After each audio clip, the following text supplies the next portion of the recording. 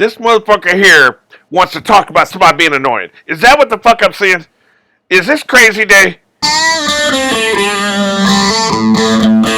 I'm back with another drunk reaction, and today I'm drinking a Gwyneth. I think that's going to be the name of it.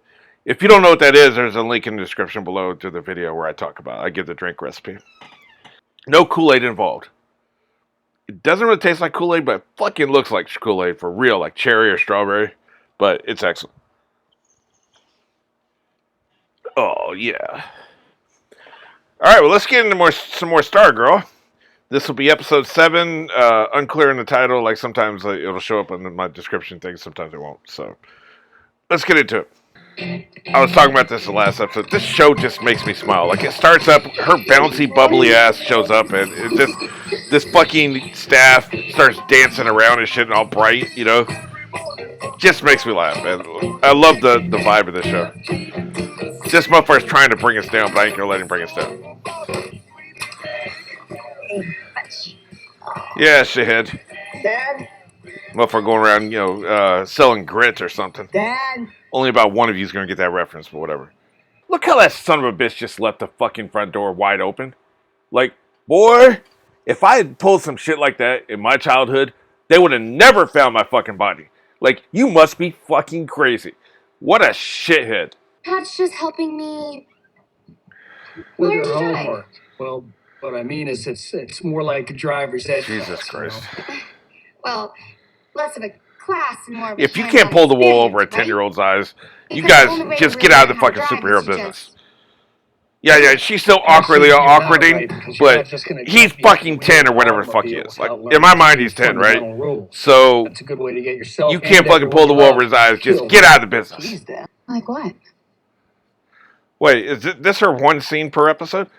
She's probably about 1 or 2 scenes per episode. That's it.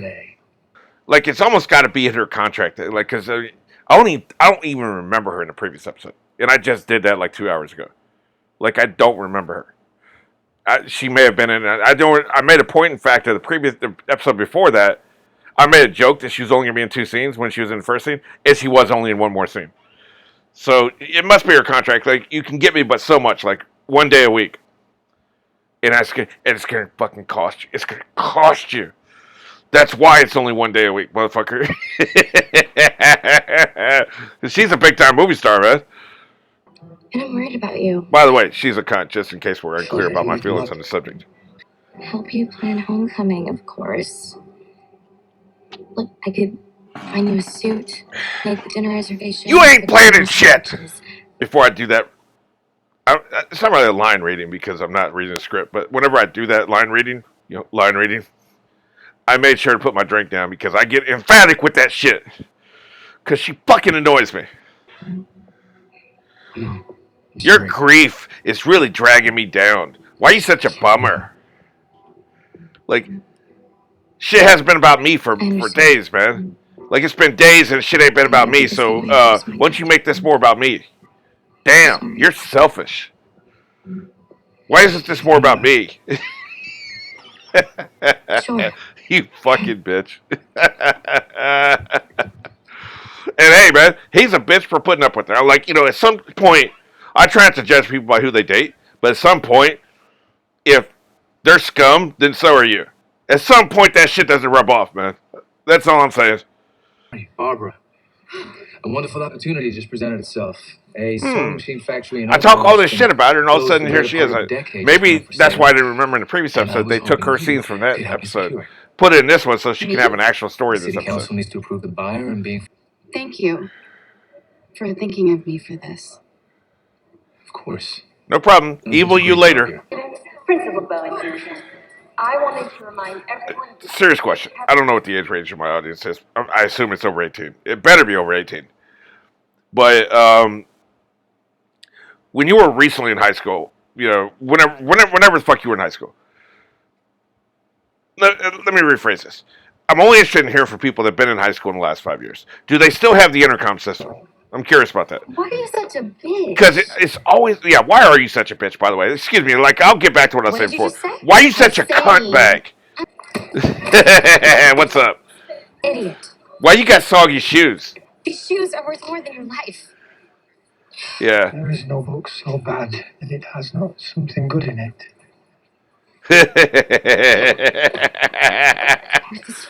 Take that with you, bitch. Because I keep seeing in movies and TV shows where, like, schools have the intercom systems. They also show colleges having bells, and I know for a fact that ain't true. At least not in college I went to. But did they have intercoms in your high school? Because they didn't have intercoms in my high school. You know? They had a system where, like, they could call a specific... Well, let me put it this way. They never used the intercom. They did call into, like, one classroom or, whatever, but, like, they never used the intercom. He's going to turn out to be evil, I guess. This was... It just said it was directed by Leah Thompson. Excellent. She was I think it was the 80s. She was an 80s movie star, right?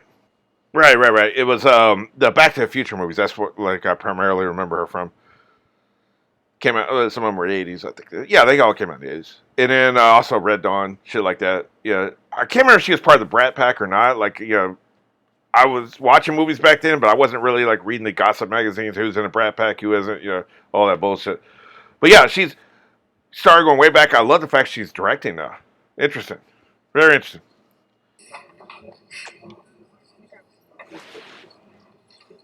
Really? Hey, we're going to do this? We're partners. We're going to fucking do this? This is happening. Face it. This is happening. Bitch. Right. You have 45 minutes.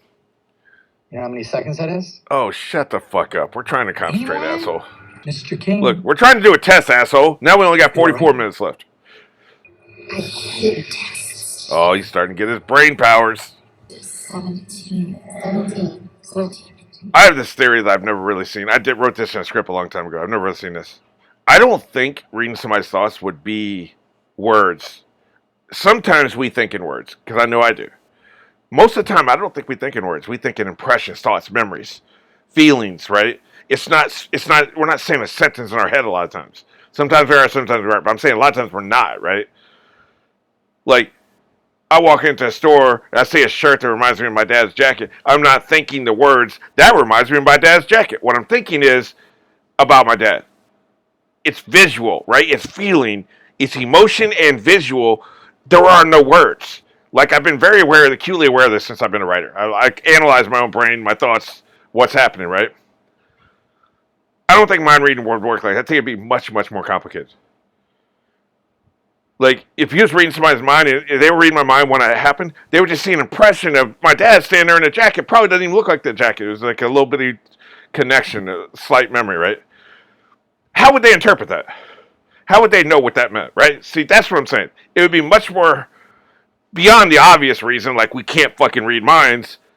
If we could enter somebody else's head and absorb the information from it, it wouldn't be the words like they always fucking show on TV shows, right? Like the old Buffy episode and all these other places they've shown it. It wouldn't be like that. It'd be much more complicated. I wrote that in a script one time.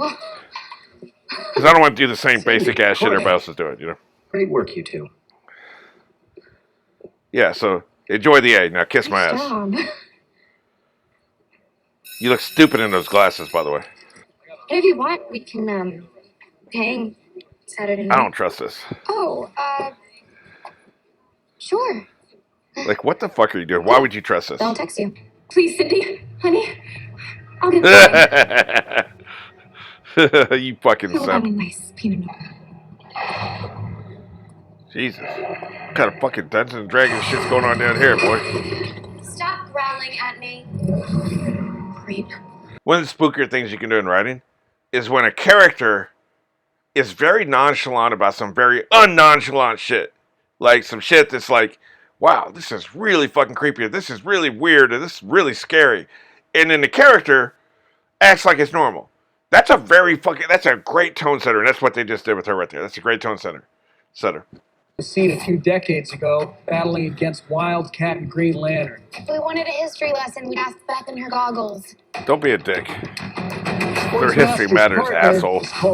You agreed to let me do the training. Well, Yeah, so stop interjecting. Can you speed this up? Who knows how many people are being hurt because we're not. Look at you undermining his authority in front of the If you're not others. trained to work as a team, you'll be the ones getting hurt. You have no. Like, this is undermining as fuck, man. Boy, I keep running into this shit, man. Like, they do this shit on Enterprise. I'd be running this shit with a tight fucking fist, man. There wouldn't be any fucking disobedience or treason, god damn it. Man, I'll tell you what, though. Quibbling aside, undermining authority aside, she is rocking and rolling with that fucking staff, boy. I'm a newbie at all this. That was lame. All right. Yeah, stop being an Let's just asshole. Call it for today. Jesus. 2-minute training session? We'll pick it up again tomorrow, Wimp. all right? Do it tomorrow. Showboating This was asshole. supposed to be for the team. I'm sorry. That's right. Make her feel like shit because she was an asshole. Raging narcissistic ass. Get away from there. Don't touch that. I do like the parallel between her and Courtney. Of course, Courtney has some shame and empathy. This bitch doesn't.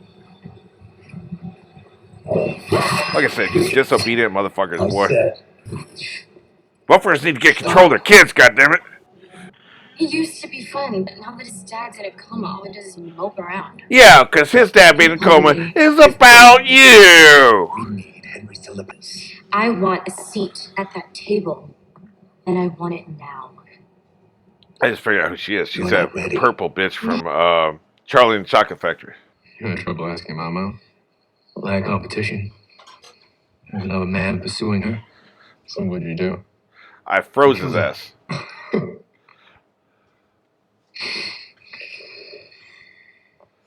I first saw your mother and That's right, just completely don't answer his fucking question. Because you don't have an answer, because you actually did kill the motherfucker. Eat lunch in the same. What about you, Dad? Mom would want you to be happy.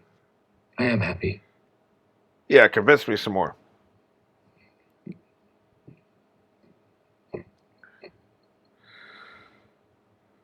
Yeah, if you excuse me, I'm going to take a road trip with Amy Adams. You know, I'm really glad that they're not really doing the Courtney be a cheerleader thing. Thank fucking God, because I'm so sick of that shit. They started off last week's episode with her. Well, they had the football game at the beginning, so I thought they were going to segue into a fucking her becoming a cheerleader and shit. Thank God they haven't done it. It's part of the scenery essentially. It's not the fucking focus.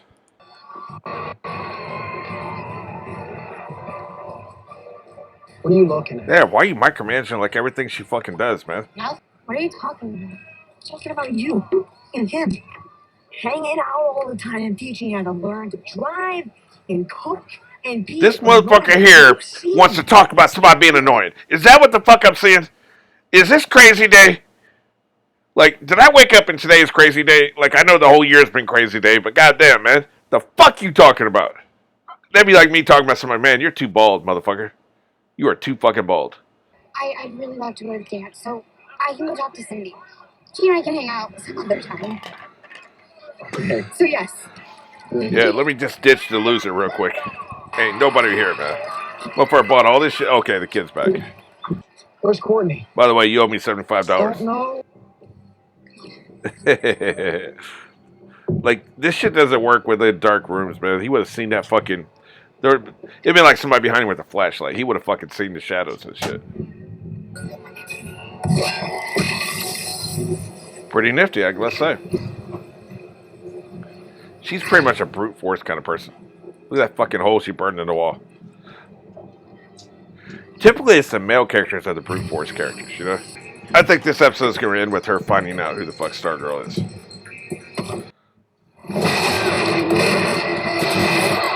Oh, shit. You ain't nothing without your staff, are you? Like, we still haven't had that episode. We need an episode where she doesn't have her staff, but she perseveres, right?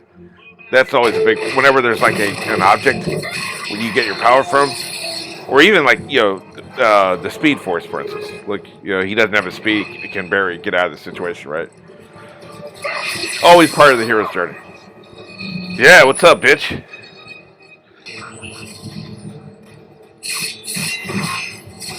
It's good to know you can totally just, like, scorch somebody's face off with that staff.